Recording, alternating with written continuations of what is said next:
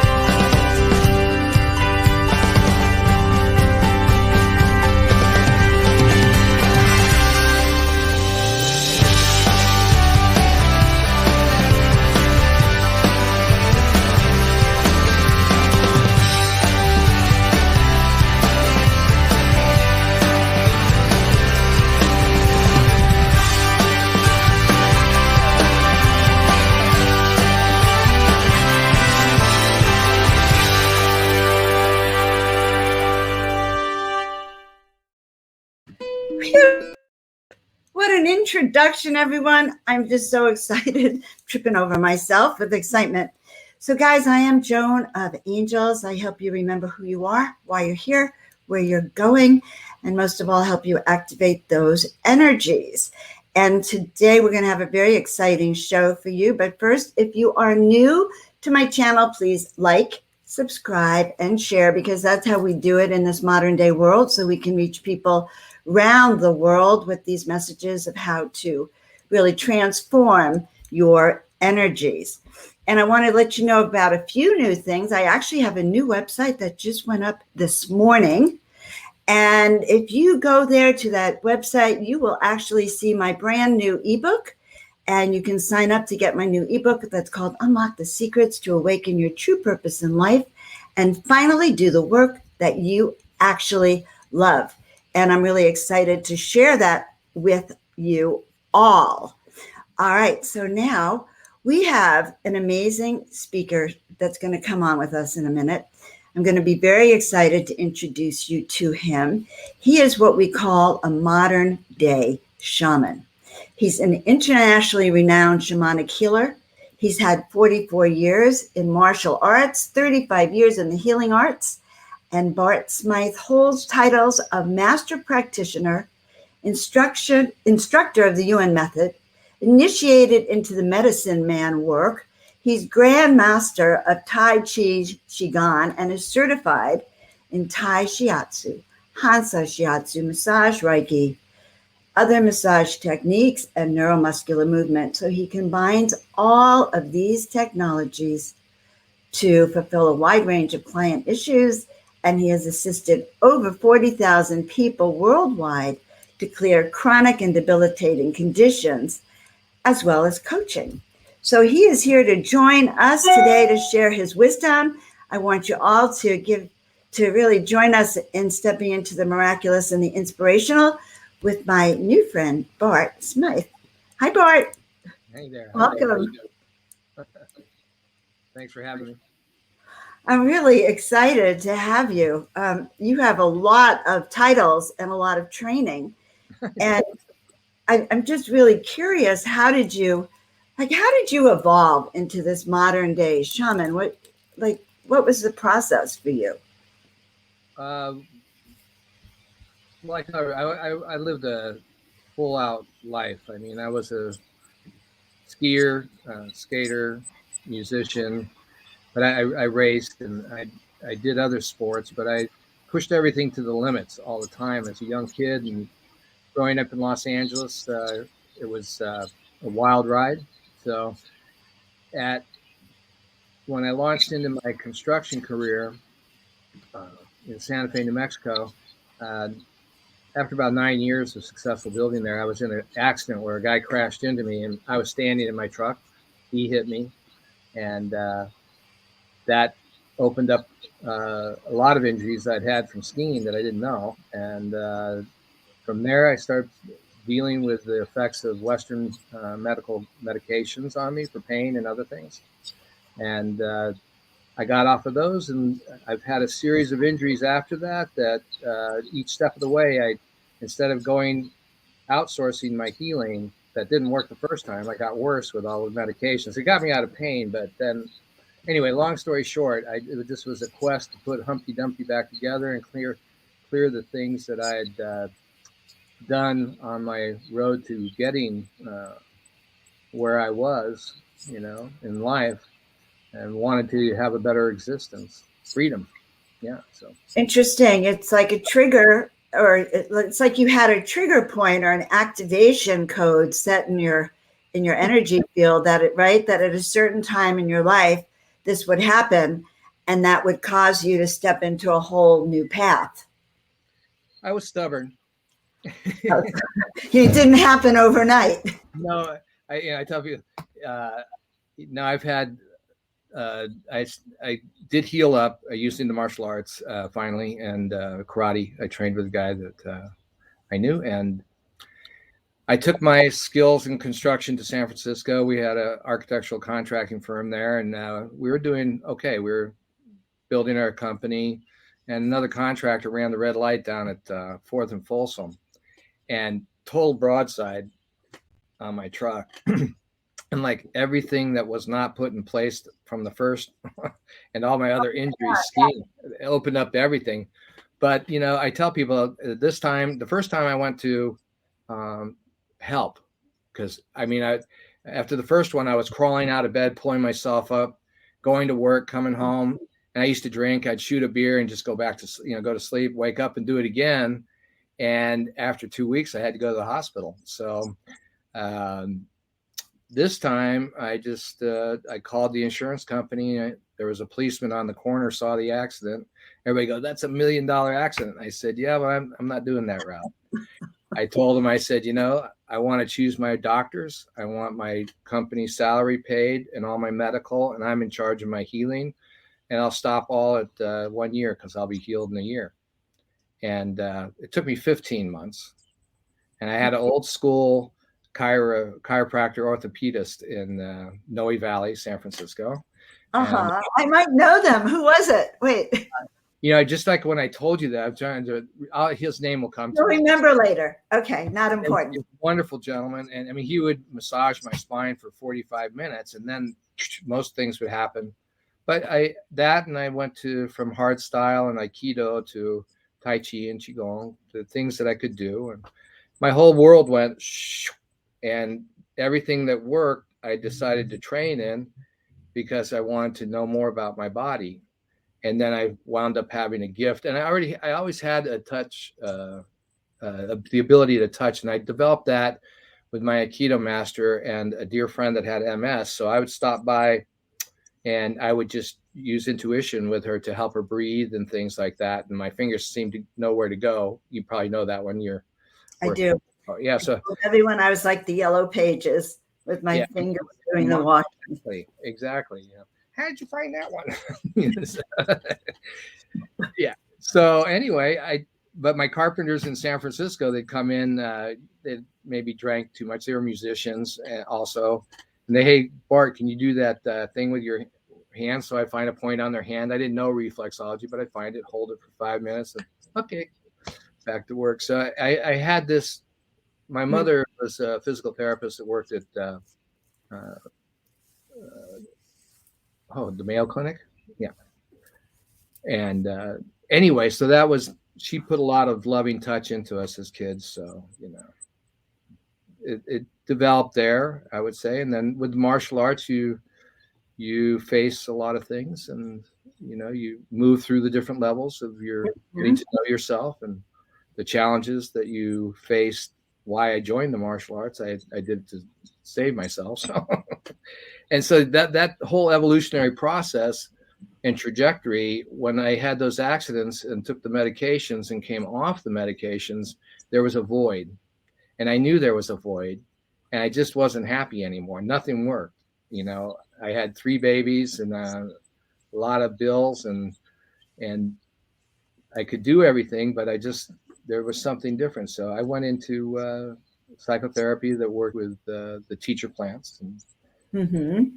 I built a house for a doctor south of San Francisco that was into that. So I wound up being his client, and evolved from there into the ayahuasca, and back in the early '90s, went to South America. Wow. So this is way back when, but about 30 years ago. I started in '87 with yeah. It's putting me in a timeline because I had a practice in Berkeley at that time. So you were just leaving and going down to South America and practicing with ayahuasca then. So how was your experience then? Tell us a little bit about your experiences there, and then how that led to what you're doing now. So I take it you were a really good healer. Amazing gifts. Yeah, I like to clarify. Yeah, I think so. I mean, I've been gifted with the ability to listen and follow. I think Mm-hmm. that also comes from Tai Chi and Aikido, more sensitivity and harmonizing with energies instead of resisting or whatever. But yeah, I consider myself a technician, actually, because what I do is very technical. And I think maybe, I'm sure because of your success as a chiropractor, what I see is my gift is getting out of the way so people can heal themselves. And I'm sensitive, and I can feel, and like I can feel right into somebody's brain where there's a block. And so that, I don't know if that's a gift or it's something I had from so many brain traumas and healing. It's like one of my teachers said, you don't have to have any more head injuries to be good at your craft part. I said, good, because I'm tired of them. That's pretty interesting way to put it. Your head injuries did probably shift some of those pathways, and probably, I'm going to say it again, was important in your development and in your timeline. It was like, oh yeah, Bart's going to have a few head injuries, and wow, when that happens, he's really going to open up his consciousness. Yeah, well, I had my first really major one when I was 3. I fell asleep while my dad was building our beach house in Michigan, and I fell asleep and fell about 7 feet onto concrete. So, but I've had 5 other knockout blows from behind, and I played football, karate, boxing. I mean, a few knockouts, fighting, and things like that. But I also skied extremely fast and took jumps. So I had my share. I know 9 traumatic brain injuries and spinal injuries, but then I had countless others that come along with that type of lifestyle. You just don't register them. So yeah, I did, and so yeah, but I'm doing great now, and I've had with that the ability to assist other people. Yeah, so I love that. Okay, I know. I just love that. So we left you down in South America in the shamanic circles with the medicine teachers and So how did that impact you? Can you share a little bit about that? Well, I walked away from the medicine work. I felt I was healed. I wasn't really interested in being a therapist. My goal was to be a successful contractor, and that's really what I want. I wanted to build solar housing developments and things like that, which I did. I was in on the first one in Santa Fe, but I graduated into this, and then I found my system wanting more, and I'd run into this guy. He came in to see the work my teachers were doing, and when he walked in the room that night, I pulled my blindfold up. I felt his energy. I go, this guy's dangerous. That's really what registered. And what dangerous because you were stuck in something. Well, because I knew that he would be the one that could hold my feet to the fire long enough to be honest with myself. Oh my God. Yeah. Oh. Which was, coming from my background, you build systems and strategies. I'm not the only one, but systems or strategies of success and survival that, I kind of had my heels dug in. And so, yeah, he was the kind, powerful, gentle man with similar story as mine. So I was like looking at myself, and he had a lot of fun with me. So he became one of your teachers, or you did a lot of medicine with him? I would say he's my maestro. I mean, I got initiated. So what happened was I decided to go back to work. My psyche was calling for more.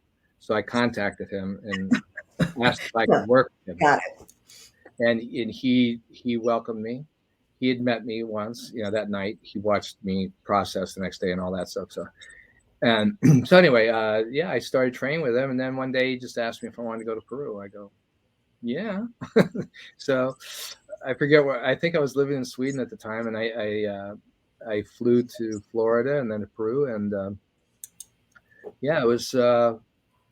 it was just the perfect thing for me because I'm an adventurer anyway, and I've done a lot of camping and climbing and things, but this was something that was very powerful and new and innocent, and wild, and everything was there that was so overpowering and so humbling and beautiful, and also like it was like I'm in the right place here.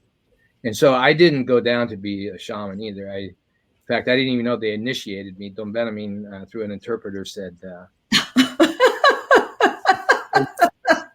the interpreter says, I said, you want the higher levels of the ayahuasca training? And I said, well, sure, that's what we're all here for, right?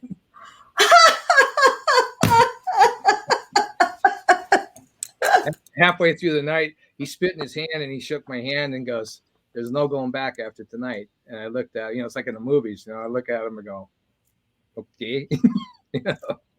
And, halfway through the night, I was what I'd signed up for. And then, after that, then it was just something that it's inexplicable. It's not something you can tell anybody about. You can't train it. You can't read about it.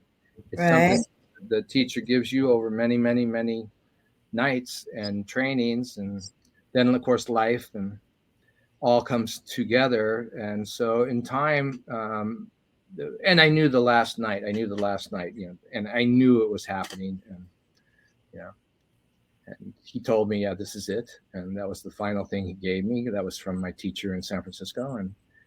And then from that day on, I didn't really advertise, but people would ask me. I mean, I said I trained with shamanic work, but I didn't say, I had a promoter say, well, you're my modern day shaman, Bart, because I work on her family and her horses and all that all the time. So that's how I got the name. You got the title, a modern day shaman. Exactly. So it's been one of these things. It's like I didn't look to be a Tai Chi teacher. I just trained, and I didn't look to be a shaman. I had to untwist a lot of things that I'd done. And so that's how it was like. And I mean, we were with monkeys and in the jungle and the caimans, and I found myself out tracking by myself in the jungle one day because I used to track and hunt when I was younger. Oh my God. Then I realized I was tracking a caiman. I thought, I don't know, do they have an ant? I was looking at the tail through the sand and the feet prints, and like, oh yeah. Turn around and go the other way. Wait, what is a caiman? Well, it's like an alligator. Oh, okay. So you're not supposed to they can get like 9 feet or something down there where we were. So you were tracking, you were on medicine, or you had just gotten into this natural. It was just one of my days off. I ventured into the jungle thinking because of my skills in North America, maybe I could just go spend some time in the jungle by myself. And then I when I woke up to what I was doing, I go, oh, caiman, I better go back to camp. That's pretty funny. Yeah. But you know what I've been thinking since we started talking was, so you were really ingrained in the Western mind when you started, and in an amazing career with the Western mind and technologies and such. And then this all happened and shifted you tremendously. And so to the Western person who's listening to this, how do you explain that in a way they understand? Like, does that make sense as a question? Well, I could say what Don Benjamin told me when I was in the jungle. Okay. Through he'd work with us and through an interpreter, and he just said, Bart, the jungle is screaming at you and you're just not listening. And I thought, oh, so I didn't have an expectation, but as you said, I had that training of many years of, technical work, mechanics, working, martial arts. I music. It's all part of the whole mix that the jungle is a symphony of too. But yes, I guess I could just say that it's a natural process. The medicine work and what it was. I mean, it's not something that should be taken lightly. I mean, it's very popularized today, and so when we did it, most everybody was afraid to do it. All my friends that did the other work, I'm not going over there. And so, of course, then I had to go because that's who I was. If I was told not to do it, that's where I go. So, God, I'm kind of like that too. But yes, I get it.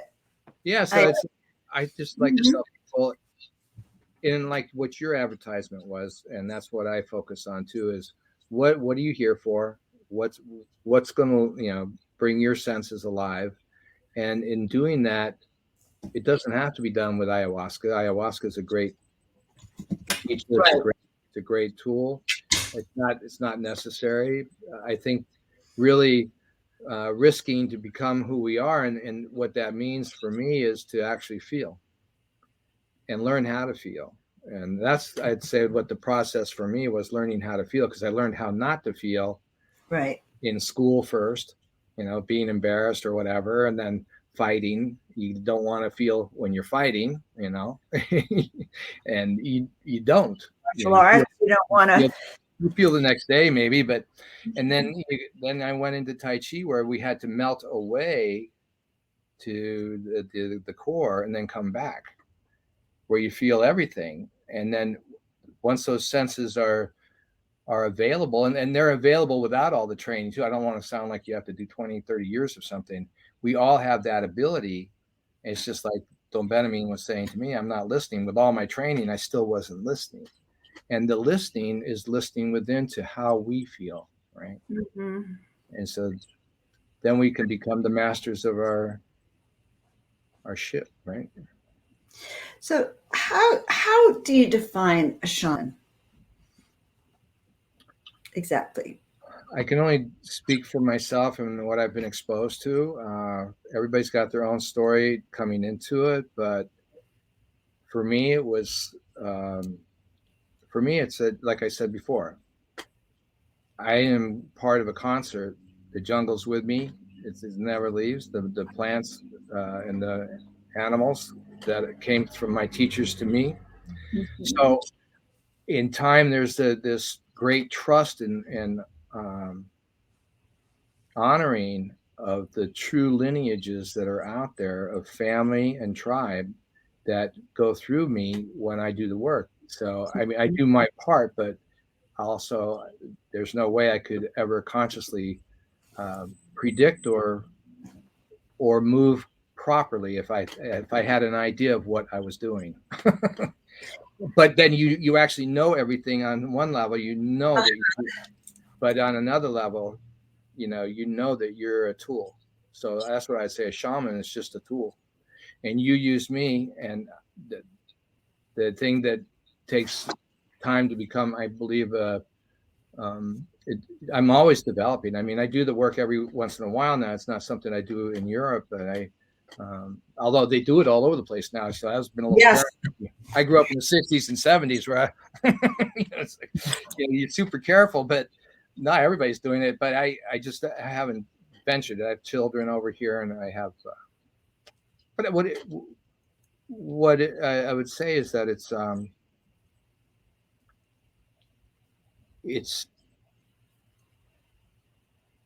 the essence of life that we all have within us, and the plants help to get there. And it's not the only way, but it's a good way with the proper guidance. I love the way you're explaining it, because I'll tell you what's happening while you're talking to me. I'm actually feeling more of an acute awareness of my own senses. And as we're speaking, I'm remembering a journey that I had. It was an ayahuasca journey, and they were playing jungle music, and I was a jaguar running through the forest. And I was so attuned, smell, eyes, senses. And somehow I feel like you've been totally trained for that. All this work you've done has been a precursor to this sharpness that you have now. Does that make sense? Like, I don't know how I would describe it, but kind of very aware. It's, I had a wild life in LA. I really did. And I used to judge parts of it, but then I realized everything that I experienced, everything I had to do to survive, everything that happened that I learned from. Yeah. Well, in those moments where that information is needed, I know that. So it's not something that's going to surprise or shock me. I'm there. So I'm present. And so, yeah, my whole life did that for me. But I also, go ahead. I could feel it. I could just. No, I could feel the energy too. So. Oh my God. Well, no, I feel the energy with your. So yeah, it's fine. So yeah, I just, the one thing I like to be certain of, that anybody listening to this, is that I get amazed and so connected with people who are just being themselves and having fun. Maybe watching the sunset. This is really taking the time to be in nature or something like that. It's more important, and you get the connections that are so vital to our system that way. It's not just my way or what's happened my way. Every experience we've all had lends itself to be that which gives us more availability to see who we are and who we aren't. Yeah. I hope that came across well. It came across wonderfully. Okay. I'm so intrigued here. So tell me then how you help people now. Yeah, especially with, everything that's gone on. Your travel has been on and off this last year and a half. How do you help people now? What do you offer for people? Well, actually, my life didn't change a whole lot, except I traveled a lot. But I have been working at distance for 25 years, doing quantum healing, and I actually can do it all can take place. And I've created courses, and to actually eliminate the need for, or to clear anything, lay a good platform of freedom to move and grow on. So I have courses for that I do online, and I work coaching people in business and relationships, and also I have a stem cell technology that I work and share with people now that has helped Humpty Dumpty clear those brain traumas amazingly now. So I share that with people too. Anything that works, I bring to the table. You bring to the table. I know you have a class about eliminating financial worries, right? Breaking through your glass ceiling, an abundance class. I wouldn't say that it eliminates it. What it is I'll just describe it like this. Is like, one of my friends was talking about this circle of influence that we have. And as we're growing, we might start here in we hit new territory, and we can have that same sense of fear or worry that we had when we're down here. And you get here and you touch that. And when you touch it, you go poop back to the familiar, like, right. But that familiar before used to be here. So this glass ceiling keeps expanding. You don't see it, but you'll touch it. So it's like in my own path, there is a light at the end of the tunnel, but every time I wanted to get rid of a fear, it's like that fear stayed with me. In fact, I had a fear my whole life that finally cleared. That it would come at a certain time and place, and I had investigated it a million different ways, and dove into it 100 times in ceremonies, and always come out the other side going, well, there's nothing there. But it's still touching something. So instead of trying to eliminate that, I just noticed it. And in noticing it, I noticed my own reaction in my system. And so this class is about, we want to know those reactions, but those reactions don't have to take place every time we come to that glass ceiling, right? Where oh, oh no, I'm here again, right? Instead of, Right. oh, I know this one, and I can sense it, and with that sensing, it's like the famous saying, "What we resist persists," right? So I don't resist fear, and I don't resist limitation. I investigate it, and in that investigation, have tools to clear that which is uh, really not serving me. But it could have the idea that it serves me, right? Right. Yeah, and so we have different parts of us, and those different parts of us that think that you get up here too far. Well, there could be different aspects that I don't want to eliminate because there could be new territory, new information, and it's my intelligence that's working with me. But I don't have to react. I don't have to hit that. And sometimes I still go up there and I bounce and I go, oh, okay, right? It's not something that's crippling anymore. It's something of an investigation, is what I'd like to say.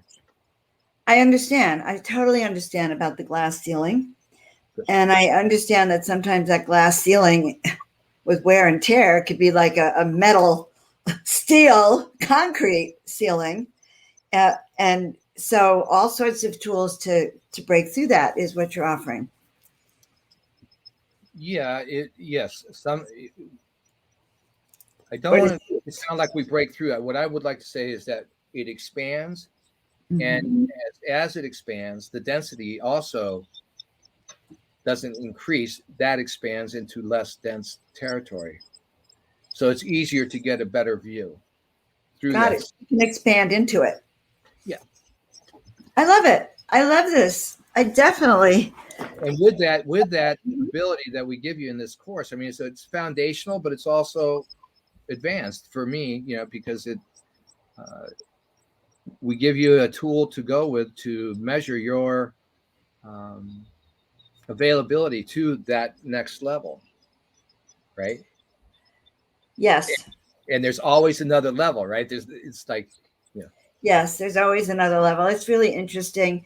I know when I do work with people and I look to see where their energy is about using their intuition or connecting, there's always somehow this ceiling of what's possible until people understand that they can expand it above that. So I think that's great. So that's one way they can work with you. And then do you do appointments, private sessions? I do group healings. I do private sessions, one-on-ones, and on Zoom, WhatsApp, Telegram, all over the place. And yeah. So you do group healings? I do group healings, and every once in a while we'll throw a freebie in there to serve a group. Yeah. And so, but on my website, and as you're upgrading your website, we're upgrading mine too, to be able to do more of this online. And but if you go to my website, thank you for the banner down there, moderndayshaman.net, there's a pop down, and you can go there and put your email in, and we'll be sending you information if you want. If not, we won't. But yeah. If you want more information, we'll alert you to when we're doing these online programs. Yeah, like the course that you. Yeah. So. And then from there, from those beautiful hills of Sedona in your background. Okay, before I let you go, Bart, I have one question. Is that a UFO? Do you think above you over there? You see in the picture a cloud or a UFO? Over here. Yeah. Or this one here. Yeah, it looks like it could either be a ship. It looks like a UFO. This is Monument Valley, actually, towards the border of Utah. But I've been in Sedona, and there is a lot of activity there. I didn't notice that. It's so funny. This is one of my favorite views. And yeah.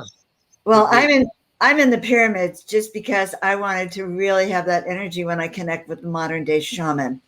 So guys, I want you all to find Bart. He is amazing. His healing work is extraordinary. And I'm going to have him on again to tell you about some of his other special programs that he's teaching me all about in the next few weeks too. But Bart, it's just been fun to connect with you because you've brought to me some of these vibrations of the shaman himself. So I'm going to put you out in the back room for a minute. We could talk later, but I'm so glad you came and you were with us today. Thank you. Thank you. Yeah, we'll see you all soon. Here. Okay. Let's see. All right. Oh my God, that was so fascinating, guys. I don't know about you, but as Bart was talking, I could feel tingling in my own energy field, and I could literally feel that increased awareness, a sensory increased awareness. Very, very fascinating. All right, guys. So, please help us out. Please like, subscribe, and share our YouTube channels, our Facebook, all of our shows, so people have more of an understanding of different ways that they can step into the miraculous. So help us out and do that. And make sure that you check out my new website at joanofangels.com. And I have a brand new book that I'm offering, a new ebook on how to find your calling and monetize your life, which would be actually wonderful for many of you, I know. And meanwhile, I want you all to check out Bart Smythe, and make sure that you check out his work, because we'll be hearing more from him soon. He's an amazing being, as you all are. So thanks for being part of our show tonight, and I'm so happy to see you. And we will see you all next time when we get to the miraculous. Bye for now.